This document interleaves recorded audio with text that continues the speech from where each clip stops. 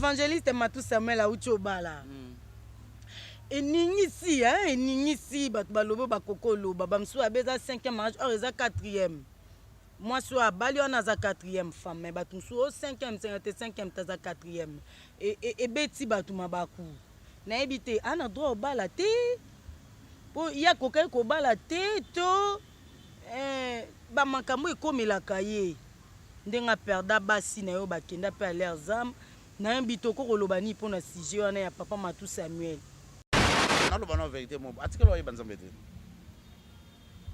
banzambe te article oyo banzambe ba 2008 déjà na oyo bakeye na liste ba chantre ba imbela nzambe te na yeba ye donc ba musicien pe nde bayembela nzambe mo baza pe bele msu pe ayebani pe nzambe te mayemba na ebe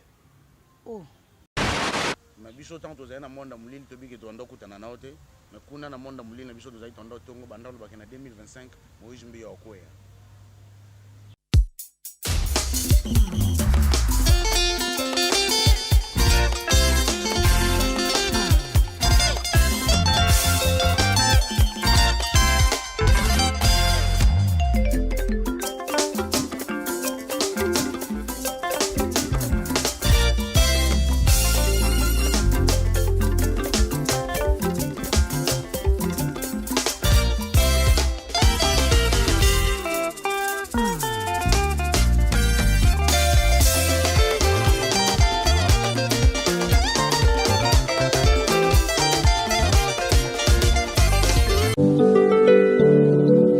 Negra Beauty, fait à base de plantes naturelles, sans produits chimiques.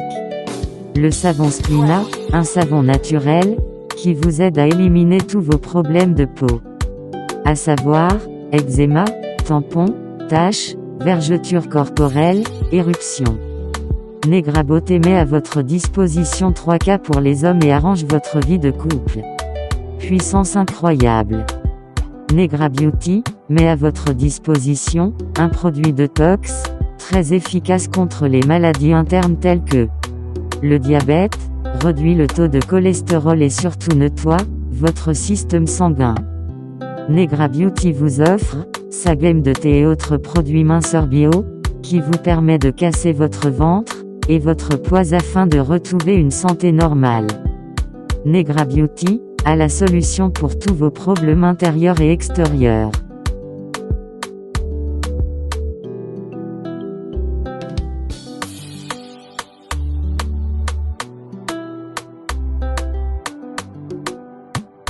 Notamment, son super aliment, qui vous permet à concevoir des enfants.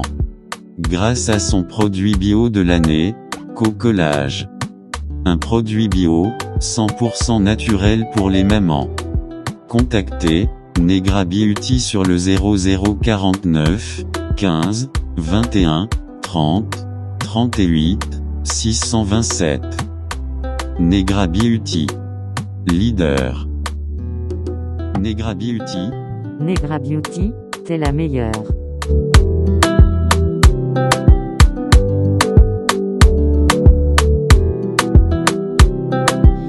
Bonjour à vous tous qui êtes connectés, branchés sur le Collet Télévision et bienvenue dans ces beaux plateaux du réveil, le réveil magazine à Bolamuki, magazine nous permettre bino boyeba qu'est-ce qui se passe du côté Bonzambe pour tout qui n'a rapidement kokundola information pour nabino kande na lobato tambola na pa oula oula rien à dire. J'ai dit un truc merci à Igo Malela Maboko Trépez na sima caméra.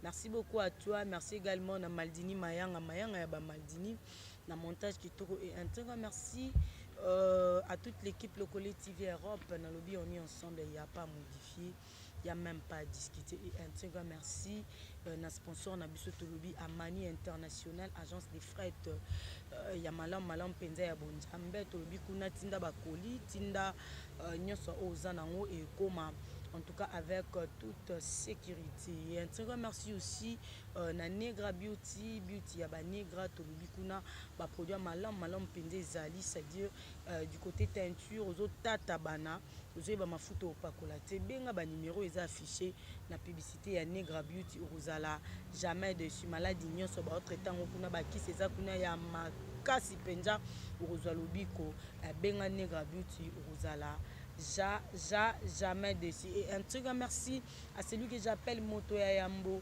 Ola Tolobi et Bandeli, c'est-à-dire à Banda Pasukisa, rien à dire, énergie, Pandu et énergie, Tolobi arc-en-ciel, on est ensemble, il n'y a pas à modifier. Voilà, les réveils, mon collègue, c'est un weza, Makasi Penza, parce que toujours continue, Tolobi, 21e partie à Testament avec le frère Caleb, Toloso Mitina Makansipina, Namaematali, ndega tolobaka testament tolobi tozokende iko okelo okendo bandeko batunenga ekosila te testament esila te ata bakoma nouveau testament na ancien testament ya biso eza nouveau na ancien te yoso eza testament tozokende tokomi na 21e 22e ekozala 23e ainsi de suite papa Caleb azalaka dispo bwando mona biso voilà sans plus tarder na pesi mbote na papa Caleb mbote na yo maman Nancy mon fils toi Jali Mwinda c'est quand même alors vaut mieux to la dans biso bopoto ata ko pe na mukili so lati bo intérieurement pe ko za la maramusoso mais vaut mieux déjà au moins to la tarabo poto za objet scandale na ndenga libanda te vraiment après peut-être na kati to bongisa pe pour que to bakuta ni na kati ni libanda bakuta objet scandale merci beaucoup maman na ndenga oyambi biso merci na papa Igo merci na bandeko nyonso ya équipe Lokole TV. Ça fait quand même beaucoup de temps que Tokutanité, mais c'est tout concours au bien de ceux qui aiment Dieu. Nous avons bien Moutayebi pour Nanini, Yabongisa Gitango Boye. Et les lois PCB encore occasion au Kokutana. Nous le remercions encore une fois. Que Belé a battu Bongisi Bakutana, Bakutanité, mais Bichot Tokutani. Et vraiment, on remercie Nzambé, Tomati Moto, Tomati Mituka, Tomoni accident, Salami, Tomoni problème, mais voilà, et de passer par moment à maladie. Au Msou Bichot Belaki, Babeli encore à Mouké, Bakei. Mais Dieu nous a fait grâce, on est là par la grâce de Dieu. En tout cas, merci Nabino Nyoso. Oyo, Landara Bichot, vous êtes fidèles à cette émission. Et merci pour Nabao et pour la région de Bichot pour la toute première fois. Nous croyons que par la grâce de Dieu, nous allons faire une émission qui va vous édifier. Oui. Nous allons parler de la part de Dieu. Voilà, merci. Voilà, merci beaucoup Papa Caleb. Spirituellement parlant, on a évité qu'est-ce qui se passe. Parce que d'abord, on a na Congo, na Kinshasa. Nicolo, yo, liwe comme en cascade, bazo kufa mipiku trop. Tout le monde a dit la fois passée Matadi Kibala, bato ba kufi pe à leurs âmes et tout le monde accident moi salami sou na Gombe kuna jeep et tout ti bato belé ba maman ba bande côté ka. Tout le monde sou na Maluku kuna balenière kuna ezika ki makasi dimanche bato ba kufi belé. Ce bévelé mais aussi à mabongo qu'est-ce qui se passe spirituellement? Mais on a continué ko zo batou ton mère a lembi na oh ce que comment on est makamba batou sous. Merci beaucoup maman Nancy. Tout ça d'abord en 2022. Oui. Sur le plan mondial, bon, on va bien en prophétie, on a l'ingapena ko lobakeza prophétie pour nayebi ke ezate kenza me muta révéler nga pour na bien en prophétie na bando vanda na bande de l'école moko bazwe sangai ane boye to bongise salama boye to bino bogo aider biso na boye. Alors on ando yoka nayebi ke nyonso babongisaka ekokisamaka te o nzambaza likolo na nyonso des fois asala a permetaka te nyonso ekokisama oui a permetaka oyo kaka ezokende vers volonté na ye vers la fin du temps yango nde a permetaka satana sala beaucoup de choses balobaki na 2022 et aux allez encore beaucoup plus difficile mais je vous dis que ceux qui tolobi to sukaka na 2022 alors to bossa na 2020 coronavirus est beaucoup plus que au mona. OK. Voilà hein donc vraiment il y a des années comme si comme en 2022 alors tout le monde a sacrifice à 2022 tout ça dit que vraiment il y a des centaines de personnes au bakoufi na coronavirus alors tout le monde s'occuper beaucoup plus le mal il y a mutuangwana épidémie moko yaki et comme pandémie tout moni monene na penate mais tout monde a monene na accident moni satana ouais OK il fallait tout le monde monene na nzambe ndenga épargner bicho na pandémie oyo mais en fait oyo ezana koleka sur le plan mondial, il y a beaucoup de choses qui vont se passer. Kaka pour la néoté, pour mokili si la néoté, la vie va continuer. Oui. Voilà. Et en 2023, nous allons encore voir beaucoup de choses. En 2024, encore beaucoup de choses. Et mais à ce qui concerne le sacrifice, peut-être, je ne sais pas si c'est nasal sous na monde spirituel pour na tuna. Est-ce que ça réellement un sacrifice? Voilà. Mais tout ce que je sais est coquille. je ne confirme pas. Koko Zala, mon cadeau qui est vers 2023. La passation pouvoir et c'est un peu mon bébé. N'habitez que ça. Voilà donc. Ça peut ou ne pas y être. Et la passation pouvoir, augmentation d'énergie. Parce que tu tiens encore à dégager plus d'énergie pour bien gérer. Et tout ça, ça fait que bon. Et Zalarapambaté, ça demande le sang. Voilà, ça peut arriver. Mais de l'autre côté aussi, il faut tout tourner à accident ou salama. Accident au salama. Voilà, accident au salama, mais il y a des millions de personnes et ça a un accident. Moi, je me souviens, il y a un pasteur Mora Koufela qui, moi, si, Nabana. Et Ndakwezikaki, et Bimagi, na famille, on a qui est pasteur Moutoualé. Je me souviens, on a encore de l'autre côté. Pasteur a regretté parce que, bon, bien sûr, il y a un solo, mais même dans ça, il y a un sacrifice. Et Andy Maki, étant que pasteur, après ça, mon la famille à moi, si, Bakendo ça va recherche, qui y a seulement un bongo. Et famille à moi, si tant Bakendaki, ils avaient du mal à accepter au Bayoka qui panganga. Bamon a dit qu'on va se faire Batambola qui banganga, finalement, mon bongo qui doit faire à cause de l'Uka banganga. Les gars, moi, si. Parce que on a l'axi, on a image que les amis couchent sur que Salamaki a courant pour qu'on ait un talia qui va singa à courant. Moi, je vais singa. Pour aller à Ngoming. Et ça, c'est tout année. Après, ça, et tant qu'il m'a bendani, et ça, et finalement, je sais qu'il a fait que c'était en retard et l'état babim. Ouais, quelque chose de naturel, mais bon. Bien sûr qu'il y a un peu de surnaturel dedans parce que Nzambayebi ke bato ba okena kufa. Donc Dieu sait. Alors, mais en fait, c'est quelque chose qui a été causé naturellement à cause de certaines erreurs, mais Bimaki, Moulili.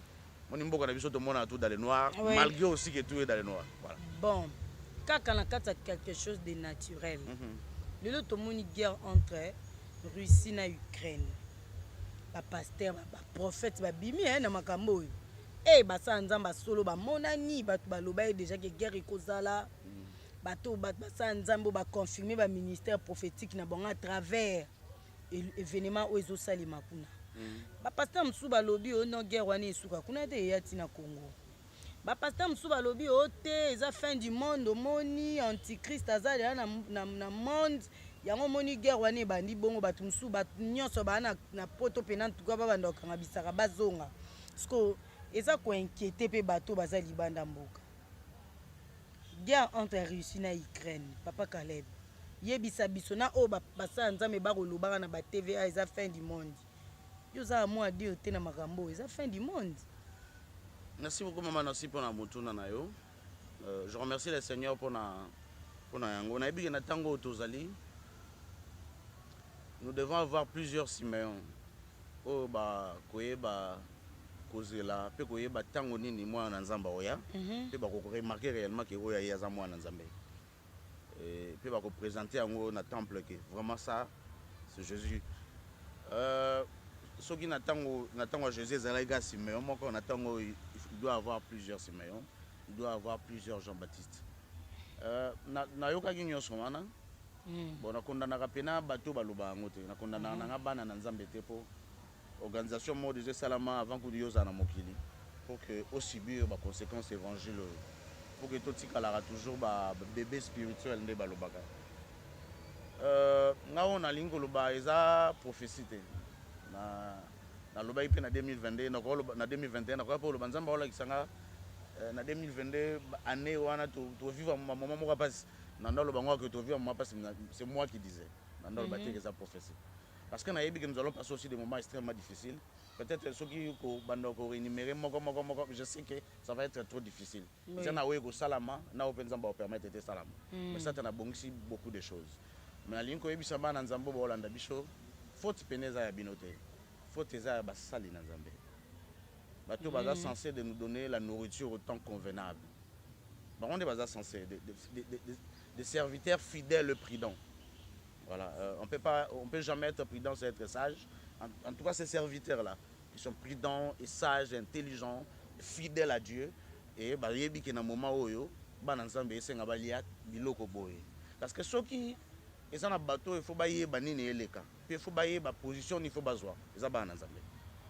mais ceux qui bana nzambe bayebi position il faut bazwa te ni nezo lekate réellement tango tu ça tango ni na par rapport à la Bible alors il y a un problème il y a sérieusement un problème alors moi je pense que il faut tout ça l'effort parce qu'ils ont des bannes en Nzambe, il faut bailler exactement qu'est-ce qui se passe exactement. Ils doivent avoir des Moïse partout dans le monde, des prophètes, donc je dis de Moïse, voilà ce que nous devons faire, voilà ce que nous devons faire, voilà, il faut tout Boma, Nyama, tout ça, tout pas la maquila n'apporte parce que l'esprit de mort va passer. Je donne l'exemple, ce que Moïse a fait. C'est comme ça que ça doit être orienté. Mais sur le talibien, n'a pas rien, n'a pas éviter ce qui se passe. Tout le monde est dans la confusion. Mais est-ce que le pasteur va la fin du monde? On se voit qui ont déjà un massacoli. À cause si. Bon, en fait, le pasteur est témoin de Jéhovah ou le pasteur de l'église des réveils. Oui, protestant et après créer l'église des réveils. Il faut qu'on y ait. Apôtre, massacoli, pasteur, pesi massacoli. Bishop, TV, lobby. Donc, maman Nassim, maman n'a pas eu ça, on a vu ça dans la prophétie. Autre monde, ils ont fin du temps, ils ont fin du monde. Ils ont la paix en côté. Ils ont fait 3e guerre mondiale. Guerre oyo, na yebi na ngamu kolo sukate. Mais na yebi que ils ont 3e guerre mondiale pour provoquer la 3e guerre mondiale. Selon bango. Oyo bango ba olinga basala siko eza ba olinga ba déranger calendrier en Zambie parce que ba yebi calendrier en Zambie. So ils ont bateau ba yebi que Israël a horloge en Zambie. Bateau ba yebi bazana maîtrise dango. Ce sont des pasteurs qui étaient dans le Seigneur, le comme on a gata fausseté et c'est le diable avec tous ses adeptes pour ba diriger mokili. Ba yebi exactement horloge negezo kendele. Tango negezo kendele. Ba yebi que en 2017 ngana tozaki vivant tokufi na te na 2017 wa Donald Trump akitaki na Israël pas décidé que Jérusalem est comme ma capitale puis a lancé des défis na mutunyo soyo a ya décision na ye. C'est comme ça que ça s'est passé.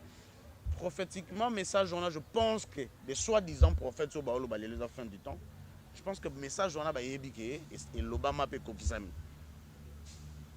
Et notre président de la République d'ailleurs à l'Obaki a retenu quelques diplomates na Tel Aviv à Jérusalem. Et la Bible nous dit ceci. Avant la venue de Jésus, il faut d'abord que la construction du 3e temple en est Salem. Bon, on a habité sur le pasteur, on a habité aussi, c'est à moi d'apprendre au pasteur.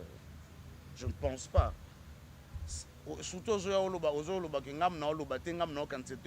ainsi dit l'Éternel. Il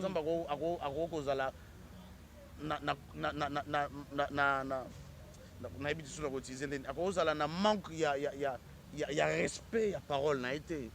Dieu se révèle dans sa parole qui est la Bible. Il faut d'abord que le 3e temple en ait Tongama. Il faut d'abord que le 3e temple en ait Tongama. Mokili ndenga bomo na ngombo na Ukraine tout ça je ne sais pas comment ça va aller mais c'est que sûr que mokili raison na kimia.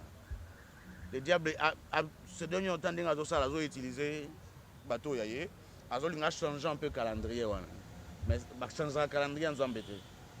J'ai plus l'impression, je ne sais pas quand le pasteur nous dit que c'est la fin du monde. Bon, est-ce qu'ils nous ont d'abord averti qu'en 2022 ils réussissent à attaquer l'Ukraine?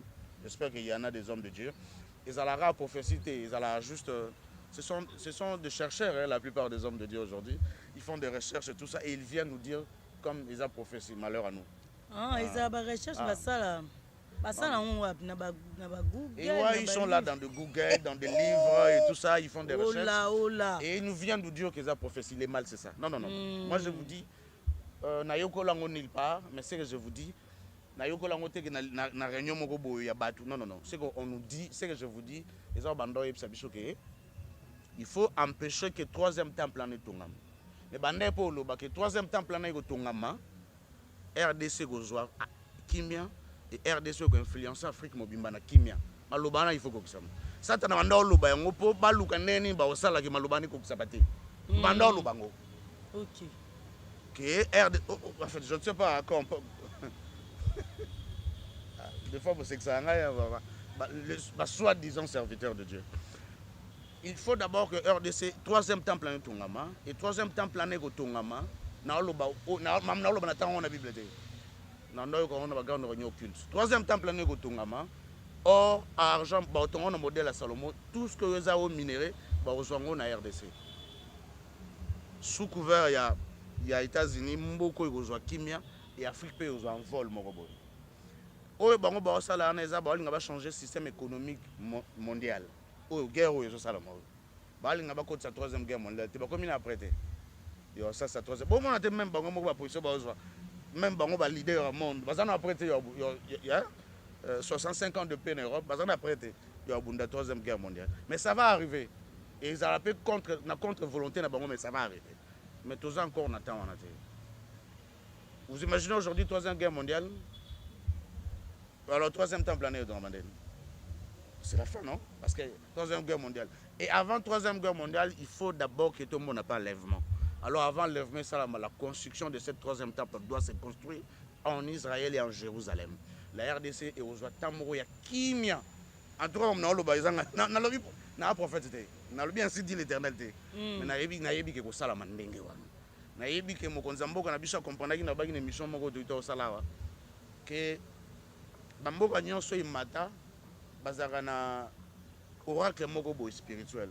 Ko bayokaka o balandaka. Biso RDC to zala bongo te ko bandaka Savo Buti ti Joseph Kabila. Hein? Alors mokonza mboka ayaki peu importe ce qu'il est, mais il est là par la volonté de Dieu. Et il est là pour exécuter un plan pour Dieu. C'est ça. Afrique est en vol mo calamité, Afrique est en dépendance mo calamité contre la volonté mindele. Mais ça doit se faire. Et après kimia oyo na Congo, ba Israélites ba yo somba, nyonso go senga pour ba tongela nzambe 3e temple wana. Ce que je vous dis c'est la vérité. Ils ont prophétie non, ils ont prophécité. Ils ont makambo loba makakuna, o ezo sala message ko ke pour ba contrer makambo wana. À ne pas oublier que le président ukrainien est juif. Ou de l'autre côté, il y a le diable incarné. Ils ont la guerre, ils ont la mission. Le prophète va dire que c'est la fin du temps. Nous sommes à la fin du temps. Il va dire que si nous avons la guerre, il y a Ukraine contre Russie de fin du temps. Non, non, non, non. Nous sommes encore, bon, pas un siècle encore que mon kilifa dans la vie, mais nous sommes encore un peu loin. Il y a réalité au Baolo. Mais c'est très bientôt. Voilà, si ko bandeko baza na Europe, bandeko baza na Amérique, bandeko baza na Asie, bamsu ba comité mais comment obeta bazonga mboka et tout. Olobi na baonine papa Caleb. Biso tende to ozong sa bango mboka. Basana nzambe na lokuta tende ba ozong sa bango mboka. Ponza ba confondre bango. L'événement egoleka kuna nde ezong sa bango mboka. Et pour que maloba o eloba mana basakoli ya minene mboka na biso pe Afrique kokisama. Ils vont sentir que le système monétaire au diable a instauré après guerre et ça en Ukraine, dans le monde entier. Parce que ça en Ukraine, mais le monde entier derrière. Ils ont des banques, tout ça. Et ils ont un système monétaire qui est ils ont une carte d'un nouvel ordre mondial. Et les dirigeants du monde le savent. Ils ont na TV tout le bagage OK, ça le président moko Afrique, a yebi mamona o loba na yebi en na réunion bakota na 2019. Yo yebi ça ya professionnel. Profession on peut ça papa nini. Ouais, donc qu'on enlève un peu toutes ces histoires là. Peut-être aux alaga pembeni ya ba konzamboka et ba obetelo pe oyo bango banaliste na bango le yozion comme son prophétie. Moi c'est ce que je ne l'aime pas. Ce sont des réunions occultes. Yebi ça ba na nzamende comportement ni faut bazana ngo na moment oyo. Moment to le ki ça eza moment nini par rapport à Bible. Qu'est-ce qui se passe, qu'est-ce qui va arriver et comment nous devons nous comporter. Vous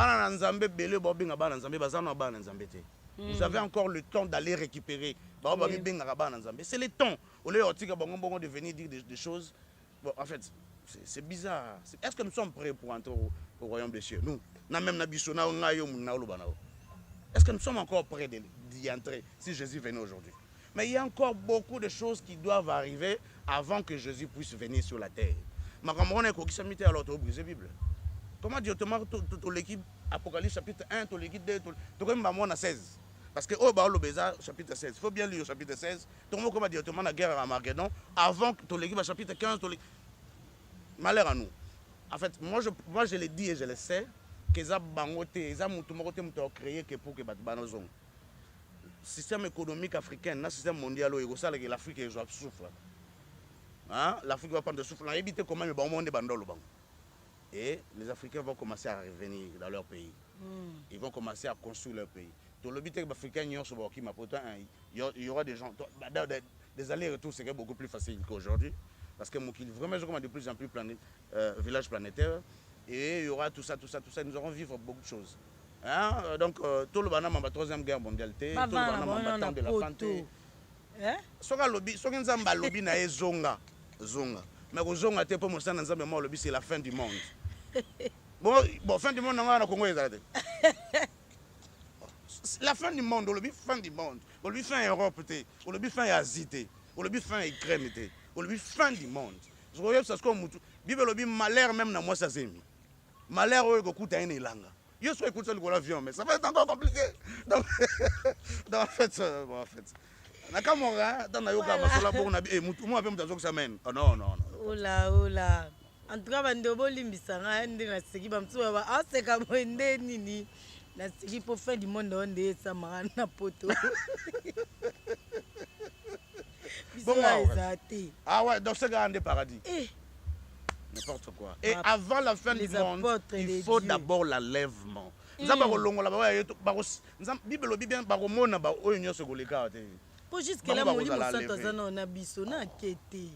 on a encore les Saint-Esprit. D'ailleurs, etikali mon pépé, bandon le bon kuna.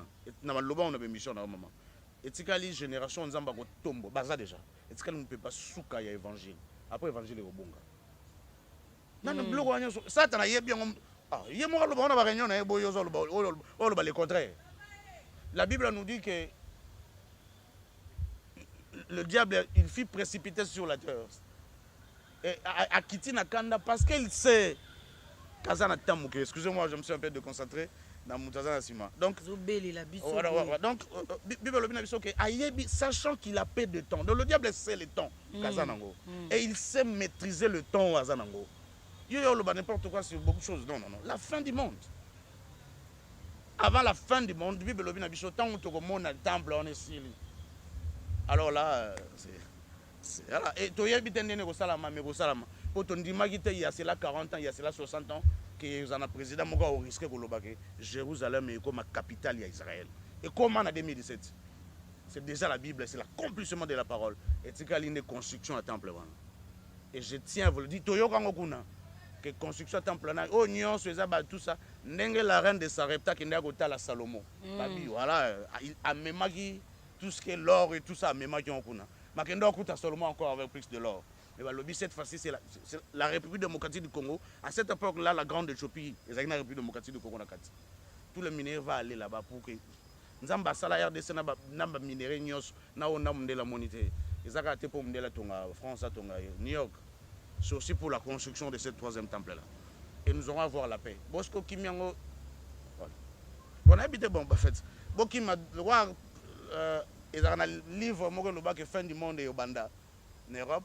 Nzamba yena na si fin du monde on n'a pas eu ça fin du monde en Afrique mais ngana yebi ke balobi mkola kozonga tout le verra et ça na quoi mo boité na quoi mo boité donc c'est à vous de comprendre ko ba landa biso basé éclairci na sujet à Russie Ukraine il y a en fin du monde troisième guerre mondiale pété ningi papa kale balobi donc nzamba batela bino bato boza na Europe wana nzamba batela bino nyonso boza na Amérique na Asie bino nyonso obobima ba professionnel nde to benga bino ba pro nzamba batela bino apambola bino parce que grâce na bino biso pe ato se retrouver to kutana na ba décembre no mo ba agence tondi obokezo mbongo kuna yana biso atindaki ba $20 botindaka ba $30 ba 50 ba 100 ba 500 ba 300 botindela biso na Afrique et sungara biso en tout cas nzamba batela bino apambola pe bino donc ba pasteur ka o bazwa na ba incidi wana ende papa kale balobi en tout cas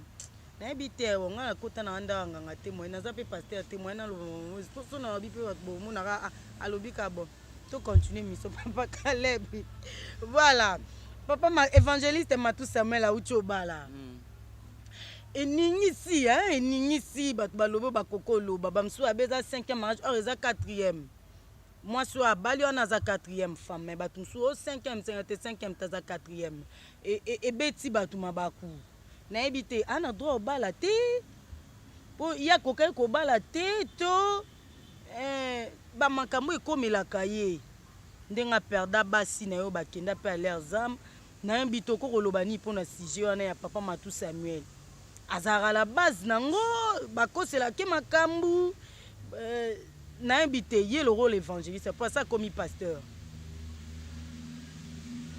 Merci beaucoup maman nanga pona mutuna wana.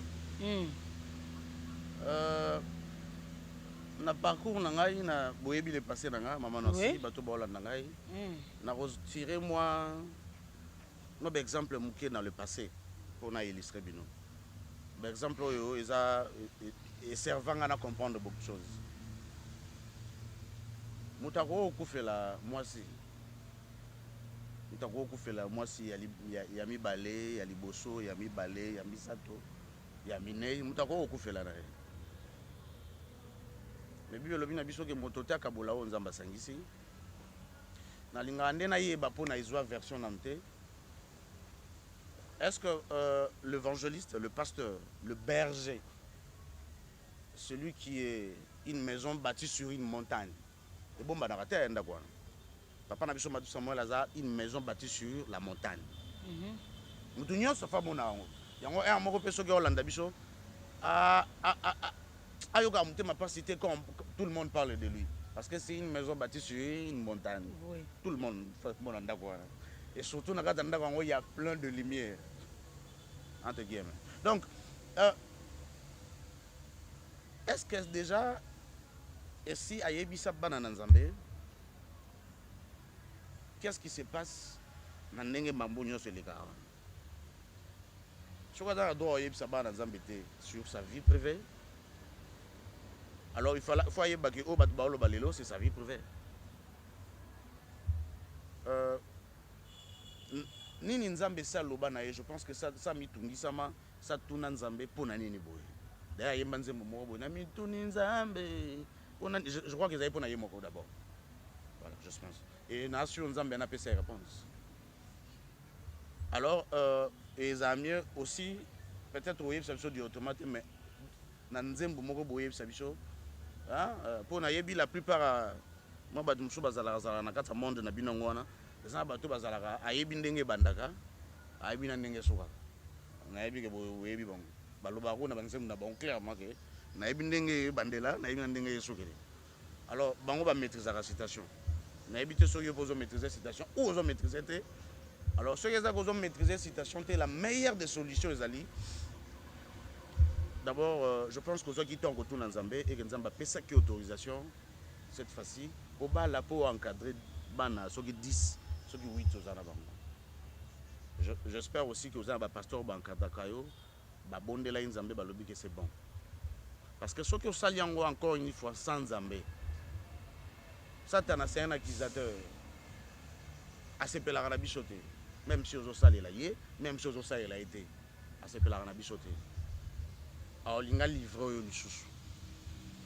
Alors yambalo ezala excuse ezate. Na ebike na ba monde na kuna ba pesa ba tu ba mai o na otanga kombo ate.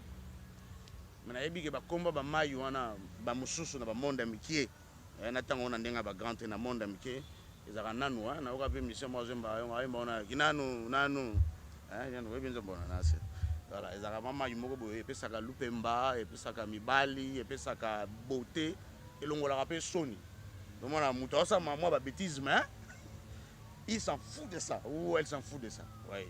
Alors je pense pas que l'équipe n'habite pas pour ça na mille saraba ouais. Pour que même quand tu fais des sacrifices, les gens baolo mais famille aussi là, on s'en fout de non. Je pense que vous avez bien que ça t'en a aussi. J'espère que acte sali c'est la volonté de Dieu. Là je l'espère. Mais ce que encore une fois tomber dans piège à Satana, il y a que munguna wana wa memio sur erreur wana. Akorebo so suppose souci na ezala ke batuba yebake ba o nyoso yembela kanzambe.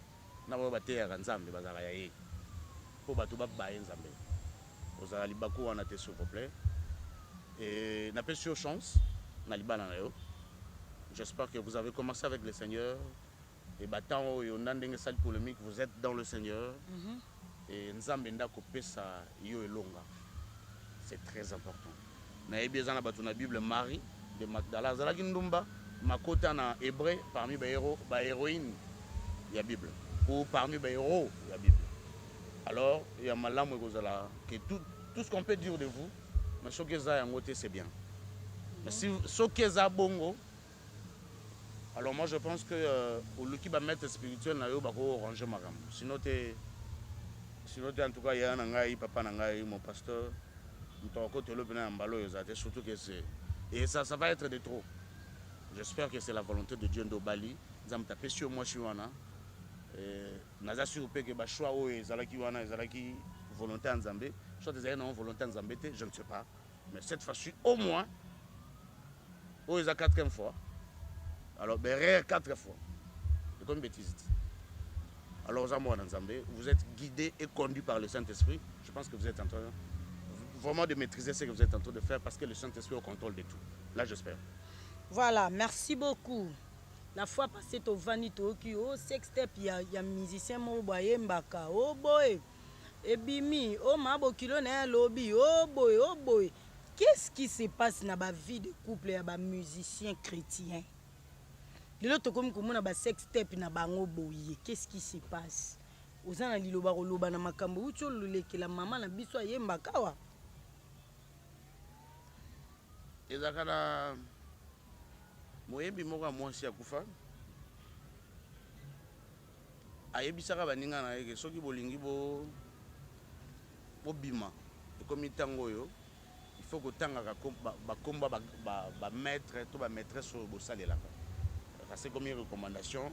Bon, il faut pousser bateau oyemba banzembo wana bayemba nde l'esprit obino boza ko saela. Ça na ngwa kufana et mission chrétien. Ah oui, bando yemba nzambe. Soit disant. Et ils en a moko pour parler qui école na e azoma risque wana pe. Mais na yoka kapé na yoka na nzembo ngapi na tsaka lito bien na bandela ngo. Na yoka pe na nzembo mo ba biso ono de gege ngana yoka bongo. Ngana na yoka te ke ezaki bongo te. So na zaki proche ya moyembi na nzambe wa yemba bongo na ngai c'est tout simplement kota studio bandela nzembo wana loba pena et bima clair pour elongola quand même image wana. Tout le monde a quand même un musicien na zo ata exemple à mokili. Na bi musicien mo Adolphe abeta nzembo tellement que Simba beton ba remise belé voyage. Parce que yo beta nzembo c'est polémique belé. Oko tata studio ba na mbongo ba na studio ba parler. Oko tata studio to arranger ka côté na batu ba yo ki bien te. Mais ce que moni muto na bina les gars na te va tout fa biso tout imbécile bina loba bongo te. Moni donc biso tout fallait soma ba jusqu'au temps vraiment compliqué ça ouais. Alors risque wana bazui ba msusu sko ayebi ke ye mutakin ya kendele côté kuna. Alors le kola ba na ba rivalité yo ko matinga pe fona mata msusu akena côté msusu ba biche yo faut sambusa mutakala na. Eza ba pratique occulte. La loi de la mission de ça en 2021, il faut exposer Moutakala Nayo, il faut exposer Moutakala parce que derrière tout ça, Moutakala est un homme de Dieu sacré.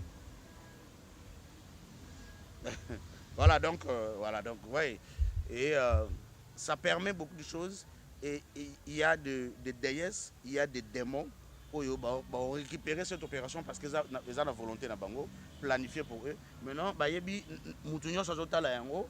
Ni vidéo on est comme ça dans notre mutuana. Bon mo bayebi na naza faible te bon mo bayebi. Et ni vidéo na zo créer. Et loko ça tanaza nango objectif atteindre des agolakisa batna to loba que même boyoka ka baza soit disant ba pasteur ba terre Jésus on a bazaka yangai. Alors beaucoup de méthodes à utiliser les lots. Banzembo ba oyemba ba n'importe quoi, ba blog ba ça là tout ça. Il y aura encore des choses extrêmement graves na neo zakoya. Au sein de l'église, on a su qu'au cas où il y a une église, le pasteur va permettre de faire sa relation sexuelle. Et on les canons cramite. Voilà, et va bien aux ala. Maman téléma, maman bala téléma. Maman yo téléma. Yo za pour mal yo bota. Mon limo santa quitter pas na yo faut coucher na yo pour José. La bleu on est ouais. Ah ça cola bon. Déjà pasteur mon asa apôtre boy. Apôtre on a banda na sainteté ando te soka sainteté yo le komaka mamba coupe mama moi si soko za boy o chrétien fo ngengaka o mobali o mbeto esali boy pasteur ana apôtre ana koma bongo maman atika mate ya sainteté moi biso pasteur apporter esprit o bengaka kama sutra na si to yebi na linga loba nga ba koma esprit ona mingi te beska mike bon parce que kama chose est que mkete mais globalement mingi na pesi na illustré exemple là pour na lobake so pasteur moyembi apporter ye kama chose tra esprit oyo alinga à esprit à derrière sa sexualité hein donc alinga mingi sexe yo kasi pasteur on a été abinoni pasteur on a alinga mingi ni dans l'église là l'impudicité donc grâce à Matthieu na ye wolongwa lisumu parce que il est face à la bongo pour que derrière soit akatina ye azala rempli d'énergie faut laisser ça ye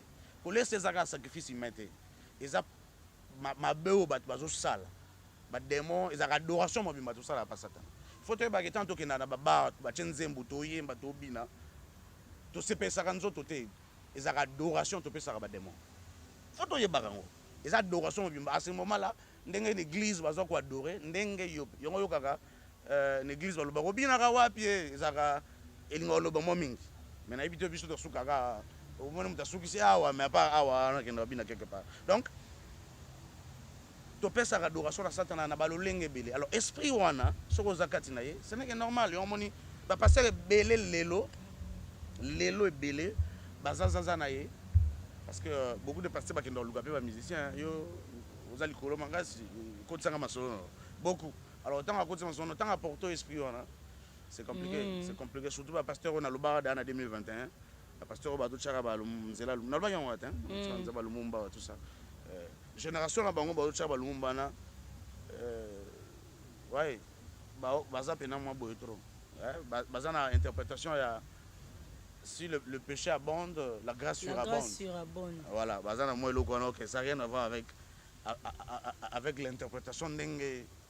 Kabal je fais interpréter yango mais baza ba prophète sur bazo préparation génération les années bando sexuel ba tupena mingi ba bibembe tout ça et ba reçoit beaucoup plus d'aura et tout ça mais baza beaucoup plus bité na mamili moana donc c'est siko musicien na ndé ba benga wana ndé ba lobi ba sambwisi ndé makambo comme na réseaux sociaux bongo wana moi dire te pour na musicien wana musicien wana non ah OBT.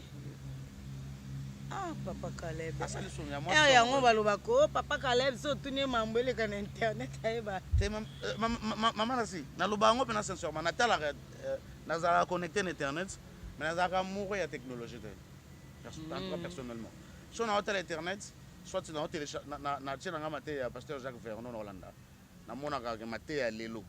Oyo na koko yoka ngona vivre lo lenge lelo just nzamba olinga zaka pana ye. Bo bazana bango ba misusu mais on a linga mingi zai. Donc génération à papa na biso edi na bala moto nzamba tindaka ya roi Paul na Congo na mona eza Jacques Vernon.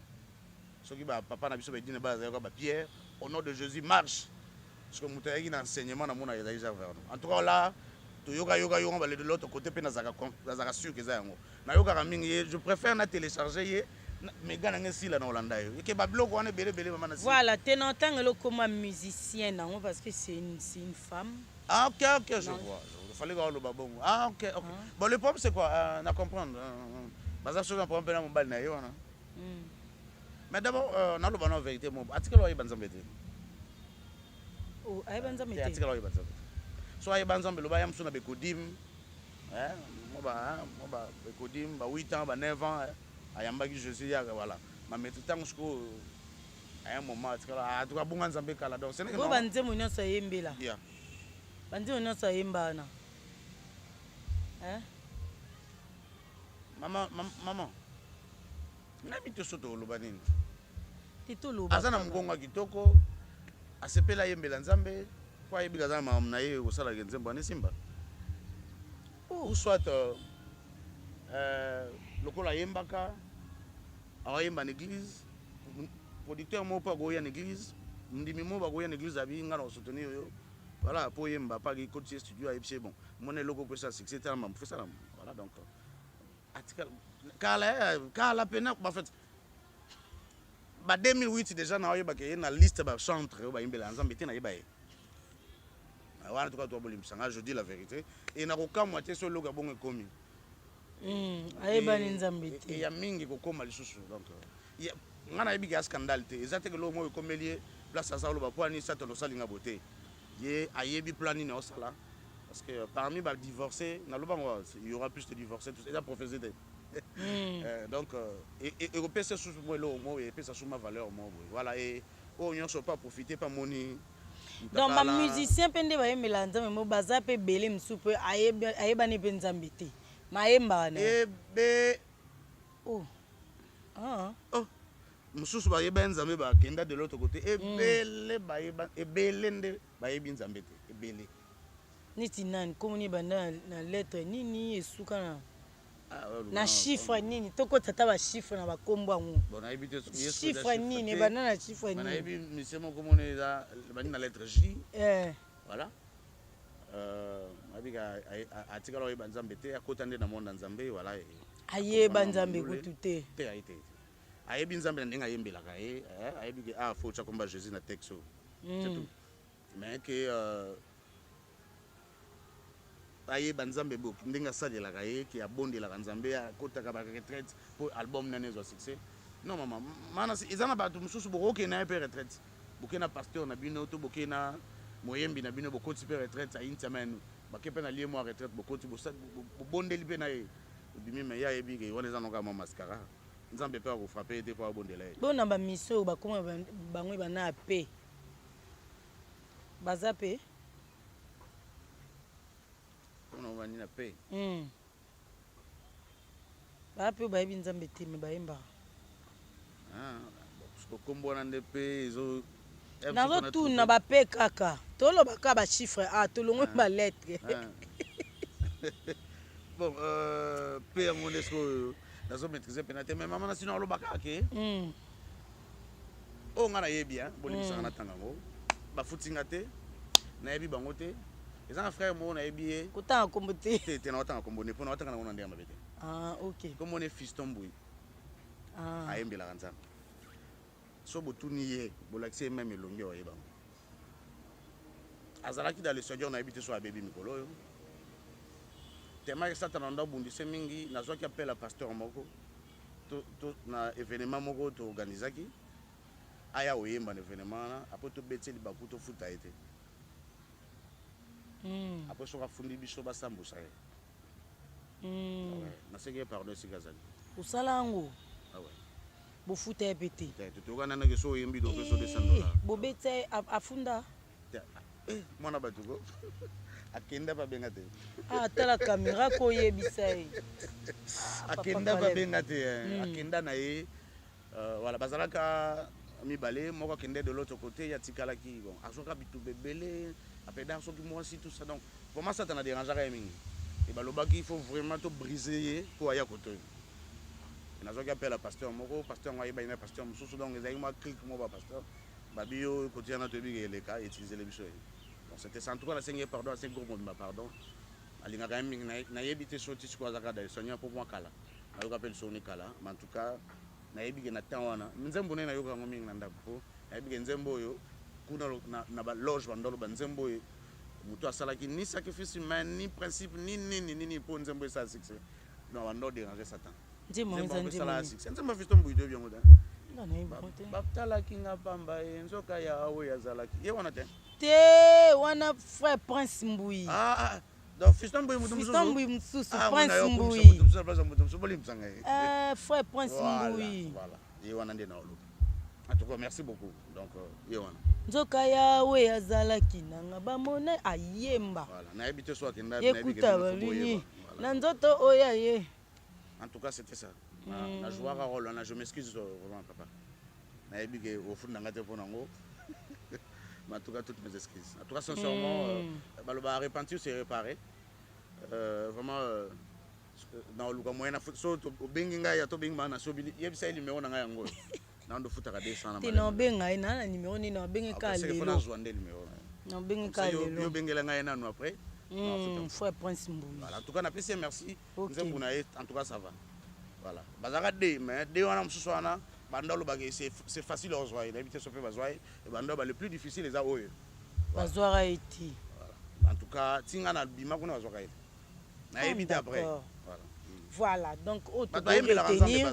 oui voilà na ebiki bakunda sister na ebiki babundana na oyembela nzambe voilà babundana to bayembela nzambe bayembelaka nzambe ntango na lobi babundanaka parce que ya bitumba eza belé ti moni kosalela nzambe na bosolo ezalaka eloka pasi mama bato babeta bale aloba bale eleki bilanga siko kosalela nzambe na ntango oyo toza le temps le plus difficile alors moto abongo amérité double honneur ndenge bible elobi bato lolingi wana baamérité double honneur quoi voilà parce que toza na bato ebele lelo en tout cas baza esika bazali ebele baza esika baza bayebi esika baza baosala mambo bayebi voilà pito pale ekoti na ensemble mo ya bana nzambe lelo balobi banda papa akufi basekuse ekoti na communauté mais eza banda papa akufi te depuis papa azalaki na bomoi sekuse ese ekotaki mpo baremarkaki papa koma kotombola mwana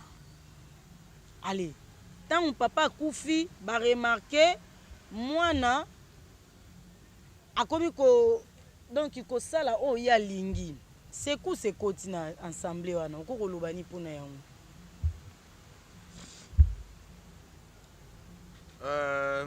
nayebi te soki opermettre nga lokola na loba nde mabe te natanga koma semblant te soki oloba no na ndenge mabe te répondre Pasteur Moïse Mbie d'abord bonjour balobaka nga naza na numéro apôtre lisusu aya comme apôtre bon apôtre Moïse Mbie bonjour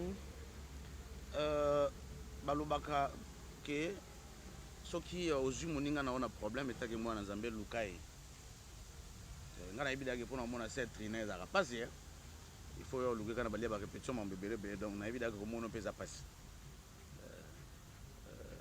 nayebi ke eza déjà difficile surtout biso bato toyebana te eza bima mpasi komona biso alors peut-être à travers message oyo ekomela yo parce que nini okutunga na oloba oyo ekozala mabe ka par rapport ya oyo bible ekomeli biso mpona oreproche biso sur beaucoup de choses. En tout cas franchement j'aimerais être là mpona koprouve ke oyo papa na banda osala ezalaki na nzambe oyo mpo ozosala ezalaki na nzambe ezalaki nsima papa fo biloko makambo nyonso emata stabilité ezala bolingo ezala koleka mpo nzambe azwaka soin na oyo eza ya ye nge eloko na osala reproche ezali ke d'abord papa aza ya yo ovandisamaki na mateya na ye me bandimi oyo oza na bango lelo bavandisamaka na mateya ya papa te or baarchive ya papa ezali oyo kobanda olekisaka na bachaîne na oyo na comprendre te mpo ani osala yango te edéranganga mingi po olingo changer de doctrine ou il y a des choses à arranger na doctrine ya papa je ne sais pas alors eloko na osenga no lisusu ezali sala faut regarder l'unité oyo ebanda omonana même en façade ebanda omonana ntango papa azalaki na bamoyo nayebi ke nando biso même papa Yves nando biso même manasi ke mambo ebele koyeya na église wana après liwa papa je disais ça d'ailleurs même à mes frères mais nous sommes dans le Seigneur nayebi ke yo moko oyebi ndenge ebandaka oyebi ndenge esukelaka ebandaka baobundisa oyo esukaka ozaka molongi mais topesaka na monguna na biso temps te parce que juda ozalaka pembeni no juda ozala mosikano te kobeta tolo te sois vraiment dans le Seigneur et marche dans le Seigneur parce que papa tikilo responsabilité munene mais biso tant tozali na monde mulili tobiki tondo kutana nao te mais kuna na monde mulili na biso tozali tondo tongo bandalo bakena 2025 Moïse Mbie okoya alors na mona nde makambo ezoyela yoyo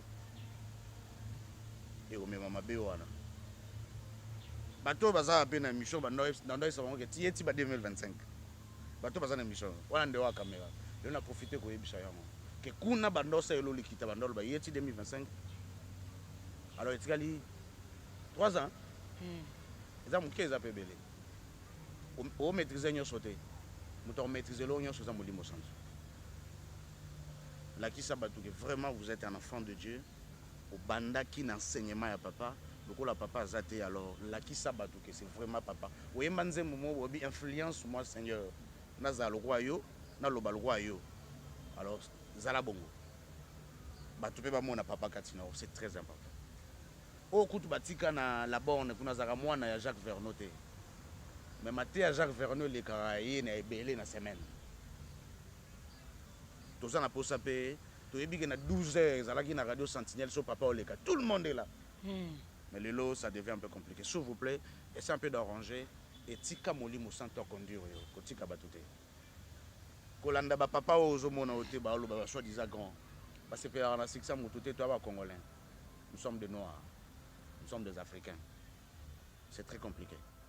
On a koloba no yango na bandeli ba lobaka ke na 2025. Voilà. Merci beaucoup.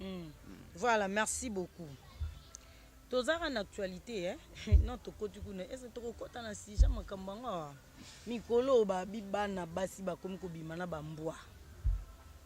Bana basi ba zo sala mbongo na banzela ba Turquie, ba Dubai, ba nini. Ba komi basi ba mbwa. Ba pesa mama ba mbongo et tout. Papa Caleb oza ex magicien. Oza muto utaki na misala soloka. Otika ngo ozonga na lumière. Yebisa biso phénomène à modèle wana to culte ni ne sali maratangu mwana mwasa zo bima na nyama culte ni ne sali marawana et puis ba conséquences na ngo eza nini d'abord to ke musika te conséquences na ngo eza d'abord na kata Bible eza ko tuti sa nzambe mutema na degré moko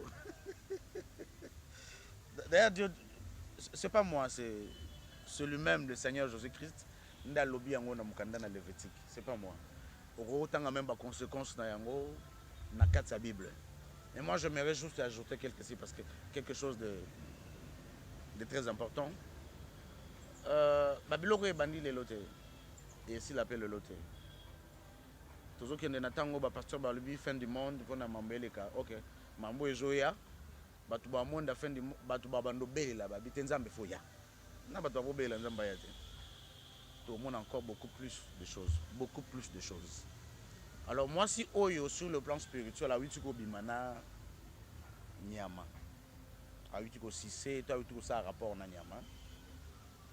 Et ayes goyo kokuta na mobali na ya normal. A ko transmettre na mobali na ya normal l'esprit oyo ya zui na nyama. C'est automatique. C'est obligatoire. Bibelobi oya bimina ndoki akomi ndoki. Oya bimina ndumba akomi ndumba. Il y a encore des choses beaucoup plus graves na oya sa des relations sexuelles na nyama. Alors sur le plan spirituel au côté ici dans rolo bango na matière mais moko doit comprendre net bois sida spirituel moko. Déjà zakati na yo et tant ozala pe na moi mobali no moko bo na kuzu et vous allez lui transmettre. Et il y a des personnes dans la moitié mususu na kuzu à retransmettre dans la moitié. Et c'est comme ça que cet esprit va y aller. Maintenant, il y a toute une organisation ya bato yo basala kayango. La plupart na bango baza na rata secte ba benga ba maître joker. Parmi les grandes divinités zalaka divinité azaka na as o ya cœur. Parce que ba as ezarami ni balé to biso ba manasi ba as na carte d'âge de cartes. Papa Igo ba garde ba as 4 hein. Maintenant, Aswan est à cœur ou en rouge. Voilà. Ndombe. Il y a beaucoup plus de. Voilà. Parce que jeu de cartes, on a tout ce qui est comme signe là, c'est dans le monde occulte quoi. Alors, Bangonde va utiliser beaucoup plus. Bangonde va être responsable beaucoup plus. Il y a beaucoup de. C'est un monde très bien organisé. Alors, il y a des conséquences extrêmement graves. La moto a opposé Yango, puis la moto a couché. Donc, la personne a salibon a vraiment impie et inconsidéré devant le Seigneur jusqu'à ce qu'on a le Nzambe à l'élé Nzamba sengi réellement pardon. Mais ceux qui n'ont pas salibon ont couché n'a pas comme impie. Les objectifs ça t'en a atteindre. Et au par Hollanda on a pas pas comme impie. Au par Hollanda on est donc c'est comme ça. Et c'est trop dangereux. C'est trop dangereux mais tout ça il y a l'argent bon. Nous sommes dans un temps où le Seigneur a dit qu'il n'a pas souka yemo Nzamba kotinda molimo ya égarément. Donc les gens sont vraiment égarés. C'est à nous d'être trop prudents parce que la conséquence de ma cambouane est extrêmement grave. Et l'obito lobiana qu'on a bano bago yana si manabicho na bigo va vivre très longtemps mais mambaro sala na bouche jeunesse. Oh là là. Maintenant si faut que nous vivons dans le mensonge. Mukilo mona tout et à l'okuta. Presque tout. Je dirais à 95%. Ya onyo soto mona na mukili. O biso même to semble ko kanisa keza solo Et ça, dans le Lokuta. Tout a été planifié pour que tout se retrouve dans des circonstances où on se retrouve et on pense vivre dans la vérité. Et c'est trop dangereux. C'est trop dangereux. Voilà, merci beaucoup Papa Caleb. Question à Souka Poto chuté. Tout le monde qui apporte mon koba la kisina ba itando ikea ako bama bandimi mbongo. Azo bamba bandimi mbongo donc moi été na quatre église en pleine culte. Na ebiti. Oko lobani mpona yango. J'espère que tu as la vidéo. Oui, voilà pena atala. Atala jongo pena l'action yo mosi na ngai. To tala image, to tchango na bluetooth ya son ya ma radio moi que to za non. Mandela on a 3 ou 4 fois et si franchement qu'on a tala on a vraiment déçu. Je me suis posé la question à moi-même. Un homme de Dieu poussé, conduit par le Saint-Esprit, soit au sala acte à boé. C'est que Molimo Santo on est dans un S minuscule. Parce qu'il y a aussi le Saint-Esprit du diable. Hein? Bah, invoquera tout ça. Voilà. Ailleurs, ami, quoi apparaître, état qu'un humain et tout ça. Voilà. Il y a un moment à Batouming, mais qui n'a rien à voir avec le Saint-Esprit de Dieu. Alors je me suis dit, conduit par l'Esprit, Molimo Santo a Molimo désordre. Et au ça, la mandenge. Na yoka qui vraiment passe. Na baki oza qui bo moto salié. Aza poussé par des sentiments humains. Pe na yoki suna suka na zoba pona ba obo jute dimanche. Na zo mona ba maman baza pembeni azo senga e. Ya boyi ko pesa bango boya sepeli abwaka. Bat ba lokotaka. Alors pas lo boya ko ako tika mutu. Voilà. Alors na linko yebisa ye na yebi ke atanga ba komba esprit mingi. Esprit o alingaka batu ba vivre na désordre, ba lokotable.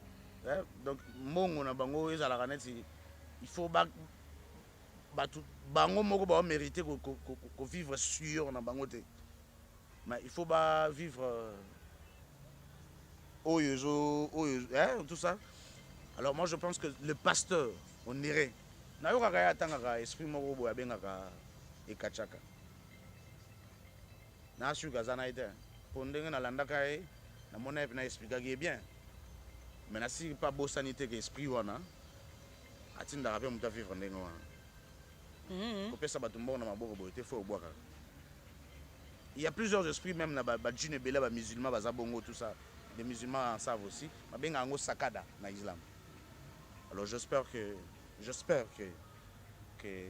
za bongo te. J'espère pas aussi que akendaka na Congo central na otanga ville en côté akenda wakutana na o babenga ka bodi te na ba interprétation na bangwana parce que il y a un libanais à Zakotobo après ça va on esprit wana soit disant ange wana et tout ça. OK, j'espère que ça na ka bodi te. J'espère que ça na Krishna te, j'espère parce que ce sont de déesses et de djinns comme ça o batindaka batoba ça là beaucoup plus basakada et batufuba logota mbongo parce que les faits aux logota yango wana et là qui ça directement d'abord quand on ça dans monde spirituel et l'esprit oyo baza la base de makambo wana bando ça là que yo moyo vivre na sueur na ezate car la parole de Dieu nous dit que l'homme doit vivre par sa sueur et le diable a ça là en sorte qu'a déformé aux amalo banzambe et des esprits wana de batinda basala. J'espère que ça bongote. J'espère que les angina moi si moko boete abimela ki na butu na tangi na kombo na ete abimela ki obo benga shekina wana abimela ki ona tanga kakasi obo benga shekina na abimela ki na butu te bo sene relation sexuelle à la personne bongo na bi ke kabla bandit. J'espère que ça bongote. J'espère que Molimo Santo mutatinda ki mais so Molimo Santo na mutatinda ki yo loba na réparer ba scandale nyonso parce que bishop ene betisi biso libako. Toi franchement bishop betisi biso libako. L'esprit de Dieu c'est l'esprit d'ordre. Ozaïka a la capacité peut-être de faire et pourquoi il faut le bord à gauche et puis ça à droite et bon. Pourquoi il fallait que tout le monde et ça et pourquoi il fallait ça la bon là peut-être aux mieux placés à répondre mais l'homme de Dieu n'a pas besoin de Nzambé aux censé à côté à bichot aux vraiment en attente de la fin il y a une direction il faut toquer mais attention parce que dans le monde il peut faire ça la keba biso pe faut tosala keba po toza wana mpona se soutenir sinon te voilà nayebi ke soki alèvement esalami bao baotikala bando oyesaka bato basalela nzambe baozaka teti baloba otenga nzambe alebisi nga natikala nayebi ke voilà vous avez créé des histoires mpo bozanga maloba te moi je suis vraiment désolé na oyo elekaki j'espère que eza oyo naokanisa te etindi biso mpe nde tobaki toloba si faux miracle etindi biso mpe tolobela si bafaux miracle mais j'espère que on s'est retrouvé aussi peu parmi bageste wana te parce que na regretté mi babiloko na bino mpe bosala ya babimisaka bato mwa babiloko tout ça toloba yango komisa biloko ndeni babiloko na bango basala wana batimi mo libulu eloko ebimi babondeli mutu boye mwa ligoro da bimi tout ça basalaka baventure wana na banzoto ya bato ezalaka nango guérison ya solo te mais bamemisaka bato wana baesprit oyo bakolongola bato wana te malheur à la terre malheur à la terre. Voilà, merci beaucoup. C'en est fini pour aujourd'hui. Tous les membres Olobami, téléviseur Ali Kamangonga, donc Ngebeti. Moi, je suis un sujet mais je crois que au 22e partie, aux Pénégaga, tout vous a décidé vraiment. 22e 2022 tantôt. Oh, il y a testament. 22 à testament, moni. Bourgeois Penza. Mayo tonga tout le bana 21e partie. Papa Caleb. On l'a ta veste. Hein? On a le moment sérieux sur ma miracle. Dans tout là ta veste. On l'a ta veste. On a dit on l'a ta veste. Moi faire un mariage on l'a ta veste. On va parler de beaucoup de choses. Voilà, merci beaucoup Papa Caleb to comme na suka. Il va beaucoup abonner ba téléspectateurs ba retenir nini par rapport à nous sur tout le bien. Na loba kaka ke tozana mokilo mutasali yo whisky ou ils ont nous santé. Mais na whisky on a commis meilleure qualité. Boyebi. Donc tout ça na mokilo muto a présenter loko ezama bezo boma malobi de meilleure qualité évangile. Tout ça là très attention. Très attention.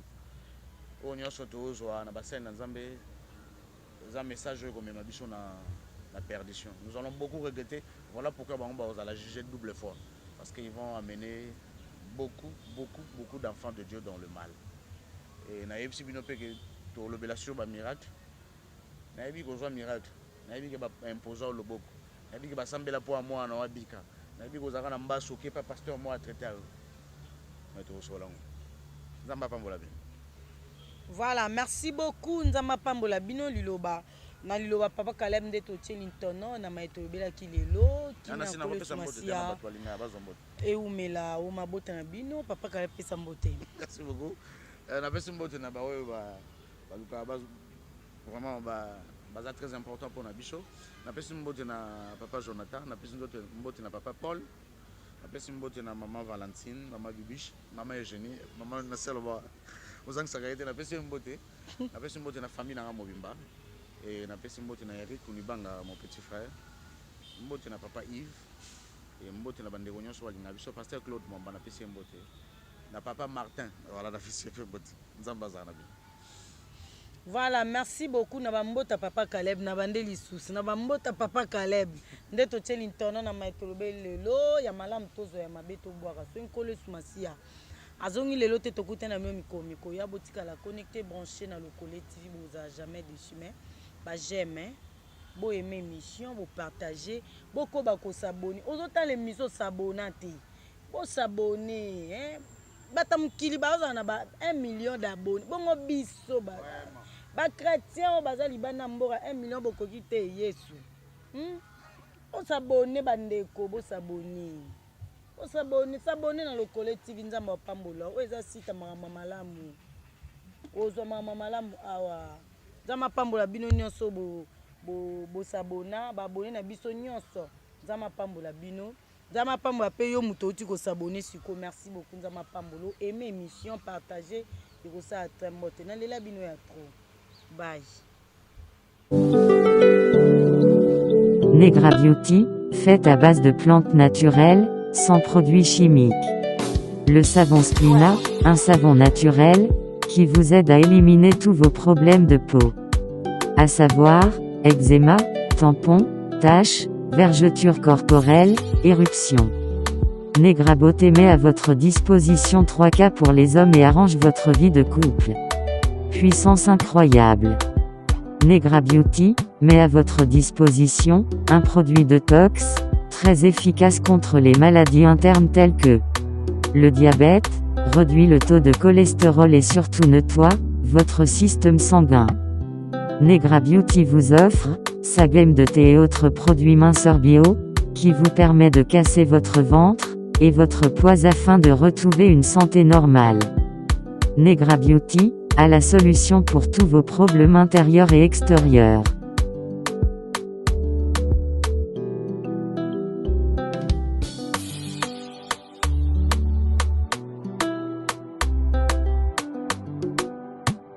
Notamment, son super aliment, qui vous permet à concevoir des enfants. Grâce à son produit bio de l'année, Cocolage. Un produit bio, 100% naturel pour les mamans. Contactez Negra Beauty sur le 0049 15 21 30 38 627. Negra Beauty. Leader. Negra Beauty.